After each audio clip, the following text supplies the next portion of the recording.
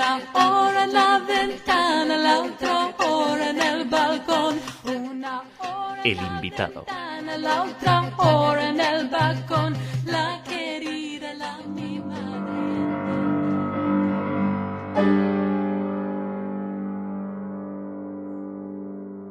Saludamos, le damos la bienvenida a Radio Sefarad al ensayista y escritor Fernando Castillo Cáceres. Hola, Fernando.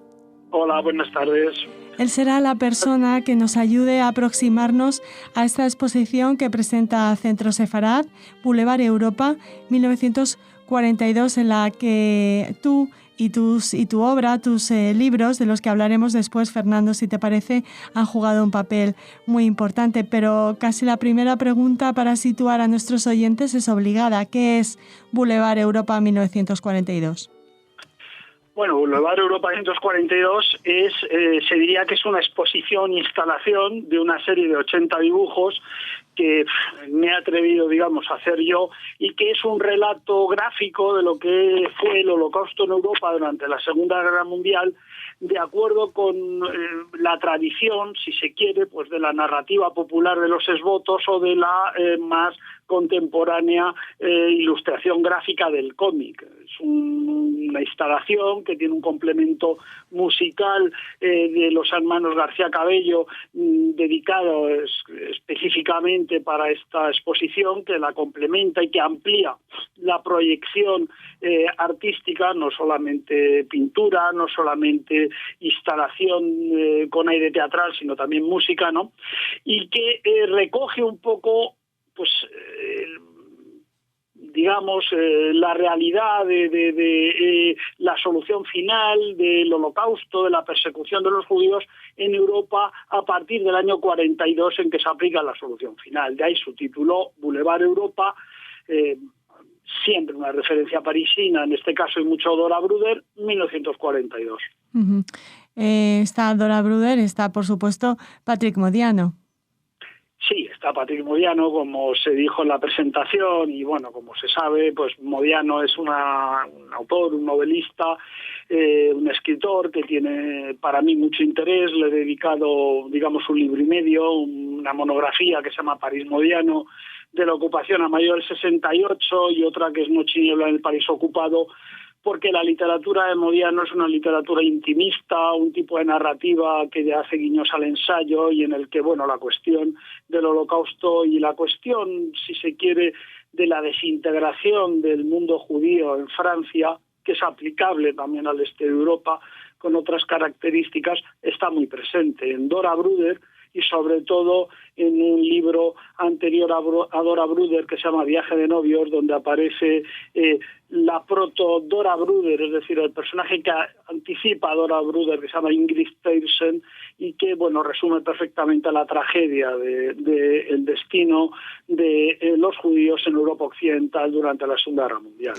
Es también, creo que coincidirás conmigo, lo que consigue Boulevard Europa 1942, narrar un relato que, Fernando, tiene diferentes fases. Sí, eso es lo que intenta. Es exactamente, muy bien traída la pregunta, porque eso es lo que intenta, es mostrar en esas tres fases cuál es el proceso seguido por los judíos en Europa occidental durante la Segunda Guerra Mundial. Primero es ese proceso de desintegración, es decir, una población que esté integrada, que participa de la sociedad francesa en este caso, porque estamos hablando de Modiano, pero insisto, extensible a Bélgica, extensible a Holanda, extensible a cualquier país de Europa Occidental, a la propia Alemania, por supuesto. Judíos, población integrada en la sociedad, que se ve arrancada, desintegrada con los decretos antisemitas que empiezan a emitirse por parte de las autoridades de Vichy ya desde el año 40, y que culminan el propio año 42 con la obligación de llevar la estrella de David pública, y que poco después se lleva a cabo la redada del velódromo de invierno que acaba en Drancy, de ahí al este. Es ese proceso, una primera parte. Una parte intermedia, el transporte, la concentración en los campos franceses de Pithiviers y de Drancy, y una segunda parte que ya es el horror de los campos, donde se produce esa desintegración personal, no solamente psicológica, sino también de la propia materia, que es lo que intenta recoger esa exposición y esos dibujos. Un viaje que va de la integración, un viaje que tiene el horror de los propios trenes que llevan y un viaje que culmina en los campos. Imagino, Fernando, que estas 80 obras se adaptan a esas tres fases del relato que se cuenta en Boulevard Europa 1942, que las une y que las diferencia, y de dónde proceden, quiénes son los artistas que han participado. Bueno, el artista soy yo, soy yo soy el autor. Eres el autor de los dibujos también. Sí, también es la primera vez que me ha animado a pasar al otro lado de la frontera de comisario y de escritor. Los dibujos son míos, surgieron, los pinté a medida que estaba escribiendo Noche y niebla en el París ocupado, luego se fueron aumentando, se los enseñé a Alvararo, que es el comisario de la exposición, artista y pintor reconocido, con el cual he trabajado varias veces, y bueno, él se ha animado a ayudarme a comisariarla, a este montaje que tiene, insisto, mucho de teatral, con esas maletas, con una iluminación tenue, con esa música compuesta para la ocasión. Pero sí, por vez primera, es una locura que me he atrevido a colgar esto en ese contexto de una instalación en Casa Sefarad, sí. Tengo curiosidad por saber cómo saltas de la literatura a lo plástico, ¿no? ¿Cuál fue la necesidad que te hizo plasmar lo que también cuentas en los libros, en esos, como tú apuntas, exvotos o dibujos próximos al cómic? Sí. Bueno, siempre he tenido mucha relación estrecha, no solamente personal, por coleccionar, por reunir, sino también de trabajo. He sido comisario de exposiciones de fotografía y de pintura de bastantes, tengo una vinculación muy estrecha con los artistas y siempre ha existido en mí desde pequeño muchísimo interés por el mundo del arte y de la imagen. Y bueno, siempre hay algún interés desde, en fin, menos que de aficionado, porque mi torpeza es notable, pero siempre ha existido un interés por la imagen muy grande. Entonces, en un momento dado, escribiendo, existen las referencias a los carteles, existen las referencias a las ilustraciones, existen las referencias a las fotografías, al propio cine, y diríamos que es inevitable cuando alguien tiende a hacer algún tipo de dibujo suelto, en dar ese paso. Yo he hecho exposiciones de fotografías mías, pero nunca me he atrevido a hacer esto. Pero es que ciertamente el conjunto de dibujos forma un todo, y forma, como tú muy bien has dicho, un relato, y todo supo ver el comisario y yo mismo cuando el sistema de presentación, que es colgándolo en unos cuerdas, se le da ese decurso, o si se quiere discurso, ¿no?, que va desde el principio, incluso con referencias gráficas explícitas con el nombre de la exposición, hasta el final. Sí que hay un relato en el cual, bueno, se puede hablar de pintura, sí, pero también, pues eso, de una narración ilustrada, ¿no? Y yo creo que eso es lo que te anima a dar el paso un poco, ¿no? Uh-huh. Bueno, tu modestia sí que es notable, porque hay dibujos que enseguida captan nuestra atención. ¿Cuál crees que es el más significativo de la exposición? Han gustado diferentes. Por ejemplo, me cuesta mucho escoger algunos. Sí puedo decirte la opinión de alguien tan destacado como es Elizabeth Bitlin, la hija de Joseph Bitlin, el escritor polaco nacido en Lwów, judío, amigo de Joseph Roth, que huyó de Polonia y acabó en Nueva York. Su hija, octogenaria hoy día. A la que conocemos bien aquí en Radio Sefarad y saludamos. Sí, y Bitlin, destacadísima pintora y figurinista y amiga de poetas y escritores españoles, me dijo que era una exposición que no había visto nunca representar la muerte como yo la había representado ahí. Y bueno, que alguien como Liz Vitlin aluda al hablar de la exposición a Tadeusz Kantor, sabiendo de lo que habla, y que aluda a eso, pues bueno, es un orgullo tremendo. Yo soy incapaz de escoger ninguno. Hombre, alguno más, pues porque es más, digamos, más plástico, porque siento más orgulloso, pero incapaz de escoger ninguno. Los 80 son un todo realmente. ¿Quién te gustaría, Fernando, que acudiera a esta exposición y cuál es la enseñanza principal que quieres transmitir?